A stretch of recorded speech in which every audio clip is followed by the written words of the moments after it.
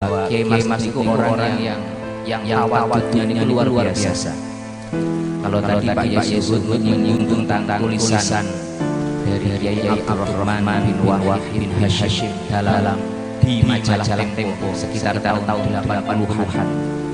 Di situ Gus Dur mendeskripsikan Kiai Mas'ud dengan kiai kampung yang sangat sederhana dan tidak pernah meninggikan suaranya dengan lawan bicara. Saya yakin Kiai Mas itu akan lebih nyaman dengan sebutan atau panggilan yai. Jadi pulau tinggi menyebut Kiai Mas itu dengan tidak menggunakan syekh. Dan saya itu sangat berat ketika mengaku sebagai putra daripada Kiai Mas'ud.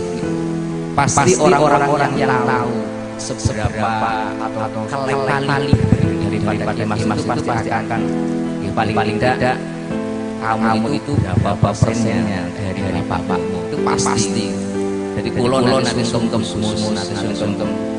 ya main boten ngangkun pulau niku bin Mas'ud masalah kadang kepikiran ngoten niku.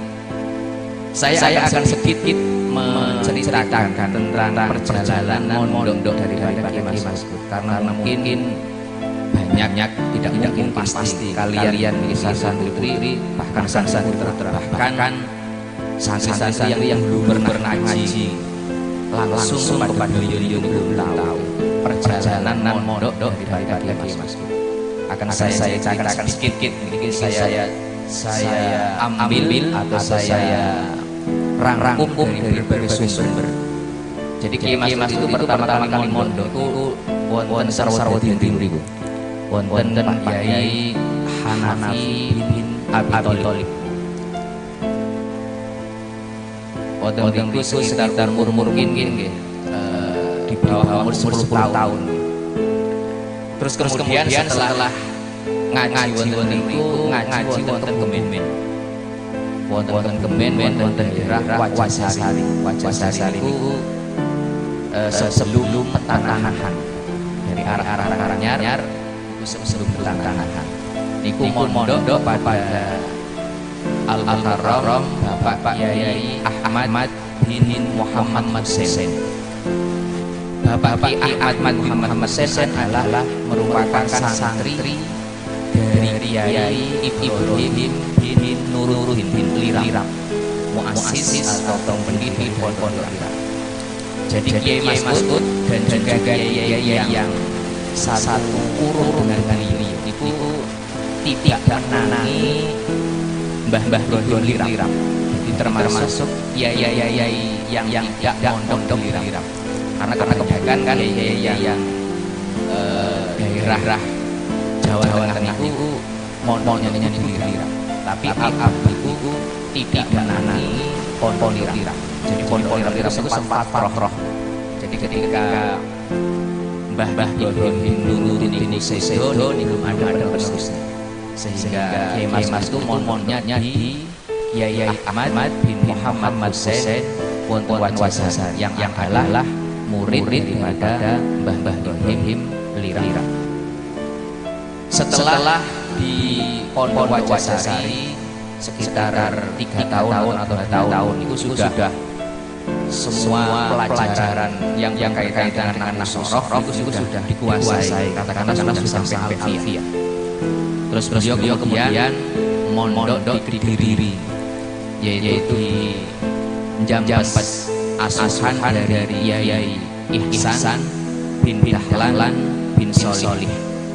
Kiai Ihsan itu sangat terkenal karena beliau punya karangan kitab yang judul Sirajul Talibin. Itu salah satu kitab itu kitab yang di Universitas Al-Azhar Mesir itu dijadikan sebagai buku pokok bagi sarjana atau mahasiswa yang mempelajari ilmu tasawuf.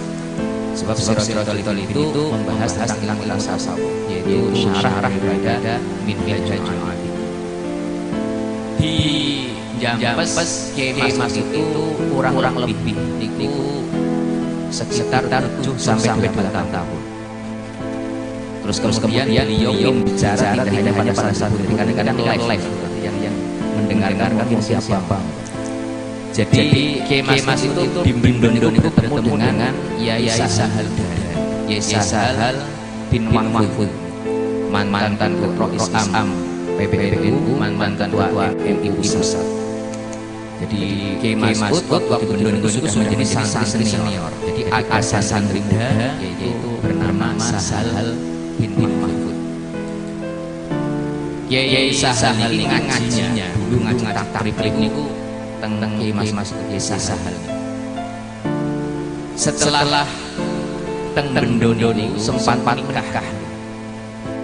Kiai Mas itu sempat menikah di Bendo dengan Subekul Bunyai Hafsah niku binti Khazin. Tapi usia pernikahan itu tidak berlangsung lama, hanya tidak ada 1 tahun. Terus kemudian furqah. Setelah furqah niku kemudian beliau pindah pondok ke Lasem, ke Lasem, asuhan dari Syekh Mastuki bin Sulaiman Al-Lasimi, Lasem.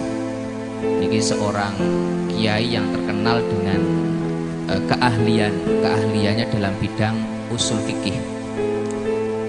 Di Lasem Kiai Masud itu tidak lama, mungkin hanya sekitar 1 tahun lebih sedikit. Terus kemudian pindah ke Sarang. Di sana mengaji kepada satu diantaranya kepada Syekh atau Kiai Ahmad bin Syu'aib, dan juga kepada mantu beliau yaitu Kiai Zubair bin Dahlan. Ini kita teng Sarang. Di sana sekitar 2 tahun dan kembali lagi bertemu dengan Kiai Sahal. Jadi Kiai Sahal itu setelah di Bendo itu pindah Sarang. Terus kemudian Abah juga pindah ke sana. Dan itu ada yang bercerita nih. Jadi betapa Kiai Sahal niku coro otaknya niku luar biasa. Itu juga diakui oleh Kiai Masud, karena ketika dulu ngaji takrib di Bendo itu kemampuannya masih seperti itu. Tapi begitu pindah ke Sarang dan bertemu kembali, itu Kiai Sahal sudah menjadi orang yang begitu alim. Jadi Abah niku sempat kaget, wah Mbah Kiai Sahal, Gus Sahal pada waktu itu. Niku luar biasa. Dulu waktu di Bendo masih seperti itu, setelah ke Sarang luar biasa.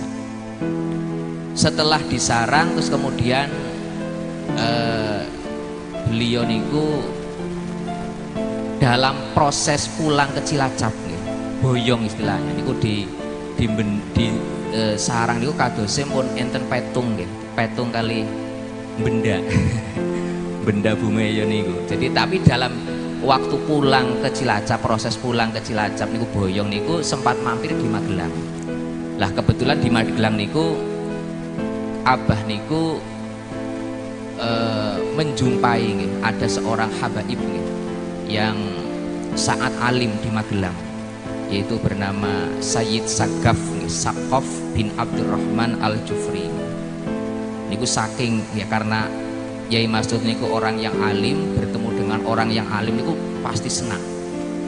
Niku karena sangat alimnya Ndoro Sagaf, panggilan dari Sayyid Sagaf bin Abdurrahman Al-Jufri niku Ndoro Sagaf. Niku sampai hampir 2 tahun. Jadi ini mampir di Magelang itu sampai 2 tahun.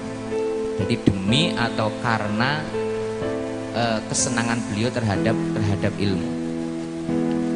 Niku sekilas nopo perjalanan mondok daripada Kiai Masud. Nah sekarang kita sebagai penerusnya atau kalian sebagai santri-santrinya, seperti tadi dingendikakan oleh Mas Suhud, ya paling tidak kita itu meniru nih. Kalau meniru kayaknya sulit nih, karena sulit. Kiai Masud itu sebetulnya punya beberapa tinggalan karya tulisan. Di antaranya adalah beliau niku pernah mentakriri. Mentakriri niku artinya memberi ulasan, keterangan tentang Bait Alfiyah Ibnu Malik. Cuma kitab ini tidak pernah selesai, jadi hanya sampai bab huruf jar. Terus kemudian beliau juga mensyarahi kitab Umdatul Ahkam. Umdatul Ahkam niku kitab hadis berisi sekitar 400-an hadis nggih. Niku berisi tentang berbagai macam hukum nggih. Jadi hadis itu kan sebagaimana Quran, ada yang berisi tentang cerita, ada yang berisi tentang mau'izah, ada yang berisi tentang ahkam atau hukum-hukum. Umdatul Ahkam niku beliau syarahi. Dan kemudian tinggalan-tinggalan yang berupa pendapat-pendapat beliau nggih tentang hukum-hukum fikih niku juga menarik nih. Mestinya sebagai santri Al Barokah niku, santri daripada Ki Masud itu bisa membedah pemikiran-pemikiran beliau. Saya kasih contoh satu di antaranya nggih. Dulu nggih sekitar tahun 1979 niku musyawarah nasional wonten Jakarta niku memutuskan bahwa panitia-panitia zakat yang ada di musola-musola itu tidak dapat atau tidak bisa dihukumi sebagai amil. Artinya mereka itu tidak bisa mendapatkan bagian daripada amil. Makanya banyak yang kemudian menghela itu mengakali. Jadi panitia-panitia zakat itu diambilkan dari zakat tapi atas nama fakir atau yang lain. Tapi Kiai Masud itu punya pendapat lain. Beliau mengatakan bahwa panitia-panitia zakat yang ada di musola-musola, masjid-masjid itu walaupun tidak ada SK dari pemerintah, tapi tetap bisa dikatakan sebagai amil. Dikarenakan keberadaan panitia-panitia itu sudah diketahui oleh kepala desa, katakanlah sebagai penguasa wilayah desa tersebut. Jadi diketahui artinya berarti ma'dzun, diizini. Sesuatu yang diizini berarti legal. Karena legal maka panitia-panitia itu boleh atau bisa mendapatkan bagian dari sahmul amil. Ini salah satu pemikiran beliau yang berbeda dengan jumhurul ulama pada waktu itu. Ada banyak lain. Mestinya santri-santri itu bisa begitu. Contoh lain adalah masalah uang kertas. Uang kertas niku Kiai Masud niku berpendapat lebih condong berpendapat tidak wajib dizakati. Kiai lain semisal Kiai Maimun Zubair niku mengatakan wajib dizakati. Bahkan Kiai Maimun niku mengarang kitab judulnya Inqiradu Zakatin Naqdain. Di situ dijelaskan tentang alasan-alasan beliau mewajibkan uang kertas niku dizakati. Terus kemudian yang lain yaitu kita sebagai penerus niku harus bisa mempertahankan tinggalan beliau yang berupa pondok pesantren. Salah satu faktornya adalah alumni atau kalian sekarang mondok dan nantinya akan menjadi alumni itu harus punya rasa fanatisme, fanatik terhadap alma mater. Karena kalau tidak fanatik itu dalam bentuk katakanlah memondokkan putranya di pondok sini, di Al Barokah, di mantan alma maternya atau di alma maternya. Ini adalah salah satu cara kita itu atau para alumni, para santri yang nantinya menjadi alumni mempertahankan tinggalan beliau yang berupa pondok pesantren ini. Kulo kengetan kalian nopo cerita dalam sejarah Islam niku ada, kalau sekarang kan dikenal dengan madzhabul arba'ah. Jadi madhab fikih yang berjumlah 4. Madhab Abu Hanifah kemudian yang kedua madhab Imam Malik, madhab Imam Syafi'i, dan juga madhab Imam Ahmad bin Hambal. Dulu niku madhab itu tidak hanya 4 itu, tapi ada banyak. Salah satu diantaranya adalah madhab Imam Lais bin Sa'ad. Niku Imam Syafi'i niku begitu kagum dengan Imam Lais ini, tapi nopo nasib niku tidak mempertemukan beliau. Jadi Imam Syafi'i niku tidak sempat berguru kepada Imam Lais. Bahkan ketika Imam Lais niku sedo niku Imam Syafi'i niku begitu getun atau susah. beliau mengatakan mashtadda alayya mautu ahadin minal ulama misla mautil Lais bin Sa'din.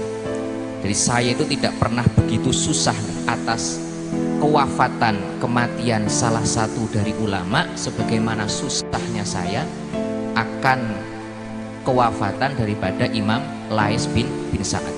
Dikarenakan Imam Lais niku Imam Syafi'i tidak sempat menangi Imam Lais bin Sa'ad. Banyak sekali cerita dengan Imam Lais. Sejarah membuktikan bahwa madhab Imam Lais itu hanya bertahan 30 tahun setelah kewafatan beliau. Imam Syafi'i mengomentari mengapa madhab Imam Lais kemudian menjadi madhab yang hilang. Dikatakan oleh Imam Syafi'i, Al-Laisu afqahu min Malik. Jadi Imam Lais itu lebih fakih, lebih pintar fikih daripada Imam Malik. Imam Malik adalah guru langsung dari Imam Syafi'i. Tapi dikatakan oleh Imam Syafi'i bahwa Imam Lais itu lebih fakih daripada Imam Syafi'i. Illa anna ashabahu lam yaqumu bih. Hanya saja para santrinya niku tidak begitu ngopeni dengan ilmu atau pendapat-pendapat yang sudah pernah diungkapkan oleh Imam Lais. Mirip dengan para alumni yang tidak begitu peduli dengan alma maternya. Jadi kalau alumni tidak peduli dengan alma maternya nggih pun, jadi pondok pasti lambat laun akan memudar. Jadi ini penting saya tekankan kepada alumni dan juga kepada santri yang nantinya akan menjadi alumni, diperlukan atau kita niku perlu fanatik terhadap alma mater, karena niki tinggalan Ki Mas'ud yang perlu kita pertahankan. Tapi itu tidak bisa bertepuk sebelah tangan. Di sisi yang lain alumni ditekan seperti itu, tapi di sisi pengasuh juga harus bisa mempertahankan manhaj yang sudah atau pondasi yang sudah diletakkan oleh muassis. Niki keranten waktunya sudah mau kaya mau itu hasanah. Niki kula sekapi sak menten mawon, keranten niki acaranya dibalik nih, acara seremonial ada di depan, terus kemudian nanti di belakang ada acara muhafadzah. Jadi karena ini sudah cukup malam, maka saya cukupkan sekian. Wallahul muwaffiq ila aqwamit thoriq. Wassalamualaikum warahmatullahi wabarakatuh.